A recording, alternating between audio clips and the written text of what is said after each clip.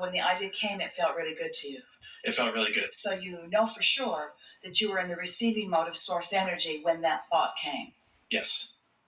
Esther's asking herself every day, several times a day, when an idea comes, where did it come from? Which receiving mode was I in? Was I on a high-flying disc when I received it or a low-flying disc when I received it?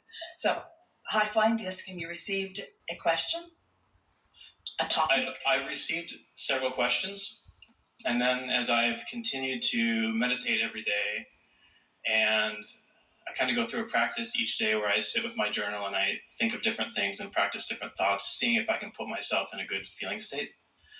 And this week I just got one answer after another, bam, bam, bam. And I was like, well, damn it, I don't have a question for Abraham. We want to offer you a suggestion, because when you meditate and quiet your mind, now you're in the receiving mode.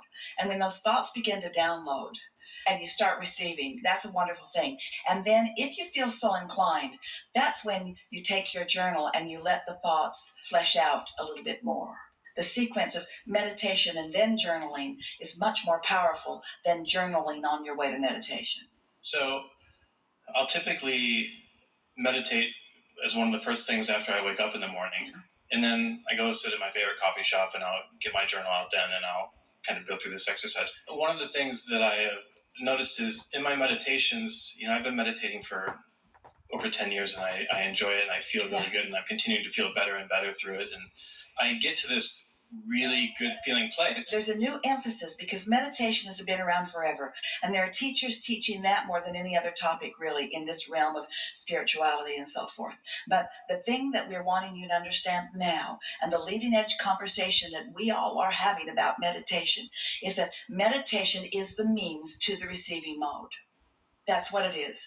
It's the means to the receiving mode. It's the means to the expanded view. It's the means to the whole of you. It's the direct route to your vortex. It's the direct route to letting your vortex open and begin funneling into your life experience. And there are a lot of different conversations about meditation, but this is what meditation is today. This is what we're wanting you to understand about it. It's the receiving mode of what's in the vortex. And it's my joyous path to witness the unfolding of these manifestations. Let's say there's 1,000 pieces to a manifestation of something. And let's say that 999 of them are in the becoming mode. And 1 out of 1,000 is when it pops into manifestation. Don't you think you might want to be enjoying the 999 pieces of it and not just be banking on the one as it manifests into the full manifestation? We just don't want you to underestimate, and we want to over accentuate as much as your ears can possibly hear the advantage to doing anything and everything you can to get yourself in the receiving mode of who you really are, because that's the only way you are the blended being that you were born to be.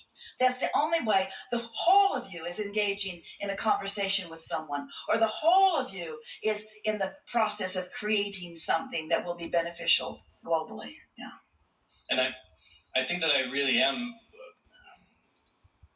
deliberately focusing on being on the receiving mode more often, and that is my intention behind meditation. And as I sit in meditation and quiet my mind, I do get to a good feeling place. I'll sometimes see light, I'll feel detached, things like that. I'm not in a place where I'm receiving clear thoughts or impulses most of the time. But that's why we're talking to you about it, because we want you to begin expecting that. We want you to expect the subtlety at first of ideas that you know were not your own. We want you to show yourself how easy it is for you to get into the receiving mode. We want you to run around in your life knowing that you are an extension of source energy and that we are all in this together. Because anything less than that will be mediocre by comparison. And that's what I want too. Yeah. Well, it's what you've got a good deal of the time. But so we have some questions for you, since you haven't come up with any questions for us yet. Okay. What makes you go to the coffee shop? Is it a habit, or is it a newfound impulse every day? That's an important distinction, because if you just go because you always go, or if you go because there's somebody there that you're going to meet, that's a different reason than that you got an impulse from your because your inner being, we promise you, will not send you to the same place every day. because the things you want are in buried location. Yeah, because I'll finish my meditation and say, well, I didn't get a strong impulse, so what the hell am I going to do with the rest of my day? So then you're not really in the receiving mode, are you? So you're acting out of habit, which is what most people do.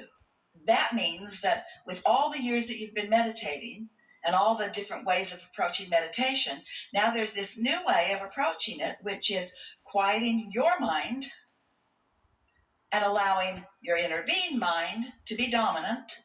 And if your mind is inactive and your inner being's mind is dominant, you will receive an impulse. So how can I tweak my meditation practice to accomplish that? You got to quiet your mind. Your mind isn't really quieting.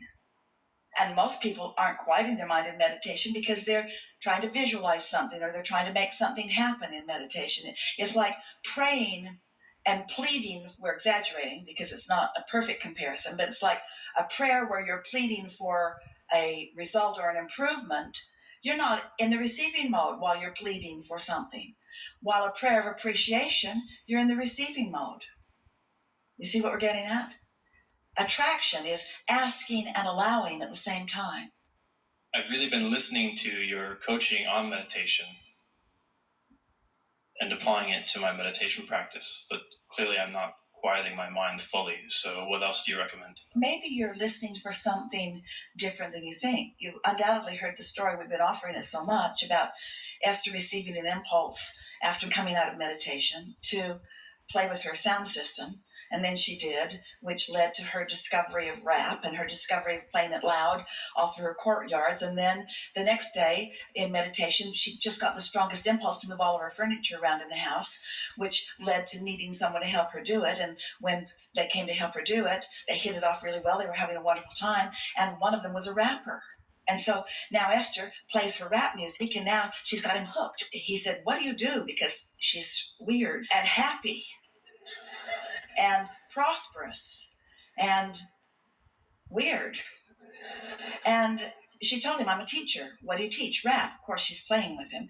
But those 2 days of receiving led her to the thing that matters most to her in all of her life, which is being of value to someone who's asking and ready to hear. And so her inner being and his inner being just managed the meeting. But this is the point that we're making to you. It came to Esther.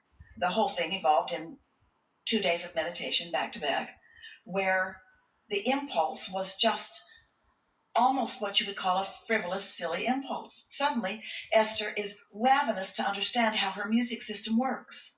Been in that house for 10 years and never really understood it.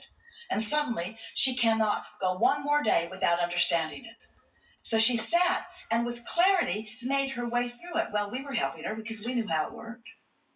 But she had to want to know how it worked. So we were guiding her to the desire for it to work, to understand it. And because she was in the receiving mode, she picked up on our enthusiasm about it and followed it. You see what we're getting at? And then the next day, a whole 24 hours later, she's meditating again. And she comes out of meditation with this ravenous desire to move the furniture around in her house. Well, that doesn't even make any sense. That furniture was so carefully placed. Every piece was measured. Every piece was purchased. Every piece was delicately placed in relationship to every other place. There's no better way for that furniture to be in that house than how it was. But Esther suddenly wanted to move it all around. Why? Because we knew there was a mover who was a rapper, who was a student and a seeker, and that Esther is a teacher and a willing offerer, and we knew it would be really good for those two to get together. And this was the best way to get them together. He's a rapper, now Esther is too. He's a mover, Esther needs one. They bonded. They had such fun together. First, they moved the furniture all around, and then they moved most of it right back where it had been. Oh, yeah, I guess it was right to begin with. But that's not the point. That's not the point. The point is they had fun in the moving stuff around, and that's what you all are doing, having fun in the moving stuff around, you see. And so the point that we're making with you, that we really want you to hear, that is the answer to the powerful question that you just asked us, is this receiving of information doesn't always sound like the secret scrolls. It doesn't always sound like the cure for some deadly disease. Sometimes it's just the fun of moving furniture around, because it's the path to something else. It's the path to something else. It's the path to something else. It's the path to something else, you see. And you want to be glad for all these paths, because if you just went from where you are right to where you want to be, you'd be done. That one's dead. He wanted, he received. That's done. It's not like that, is it? Because it's the feeling of life moving through you that it's all about. It's the hands in the clay. It's the you receiving the energy that creates worlds and flowing it through your consciousness, through your focus for your results. Not because you're worthy, but because you can't be other than worthy.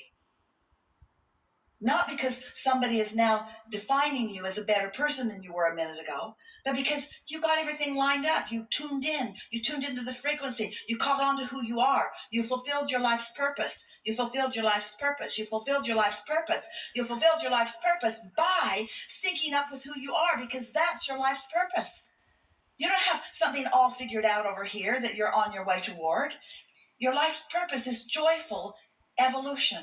Joyful evolution. Your life's purpose is never-endedness. That's your life's purpose. Never to be done. Never-endedness. It's only humans that feel tired when we say that. Helpful? It's helpful.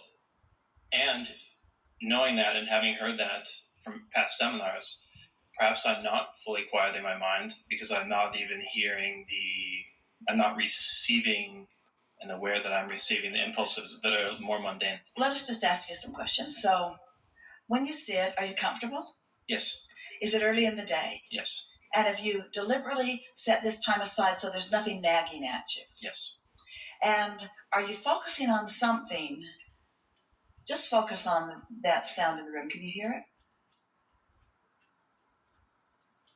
Only that. Slight detachment. Do you feel slight detachment? Is your mind wandering? A little bit. Focus on it again. Does your body feel a little different? We're really asking all of you. Some of you are.